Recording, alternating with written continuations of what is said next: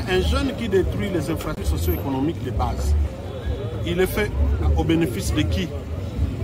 N'est-ce pas un ennemi de notre pays? Je voudrais moi appeler au patriotisme, à une citoyenneté plus responsable, respectueuse des valeurs républicaines, des institutions et leurs animateurs, mais également de s'inscrire dans la vision des autorités du pays. Maintenant que nous sommes en guerre, nous célébrons notre journée de la jeunesse pour cette année 2024 sous le thème « Compétences des jeunes au service de la paix et du développement ». Mais ça nous interpelle, ça doit interpeller tous les Congolais de partout. Ça veut dire que nous sommes appelés à nous comporter comme des artisans de la paix, puisque la paix est une condition sine qua non pour le développement. C'est ça que ça veut dire tout simplement. On ne peut pas prétendre aspirer au développement si on ne met pas en place les conditions propices. Et tous les jeunes qui jouent les jeux des ennemis, qui détruisent ceci ou cela, qui menacent la tenue de ceci ou cela pour l'intérêt public, parce que seulement ils sont fâchés, parce qu'ils sont indignés, je suis d'accord que les jeunes soient indignés.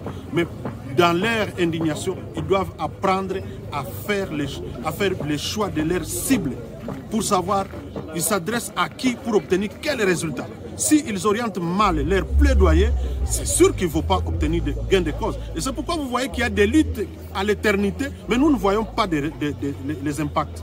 C'est ça mon appel aujourd'hui. C'est-à-dire que nous condamnons vivement et fermement les antivaleurs. Au contraire, nous appelons la population et les jeunes à s'attacher à la patrie, à aimer cette patrie, à servir cette patrie, à défendre la patrie.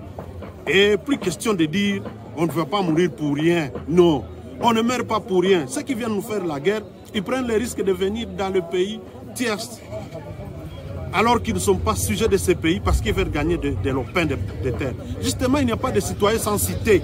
Voilà pourquoi ils doivent faire attention, puisque s'ils ne défendent pas leur patrie, d'autres au contraire viendront défendre, ils vont conquérir des terres. Et vous apprenez par exemple qu'il y aurait des gens qu'on est en train de transplanter dans la zone occupée par les M23. Ça veut dire quoi? Ça veut dire qu'il y a des sujets qui viennent occuper les terres des Congolais.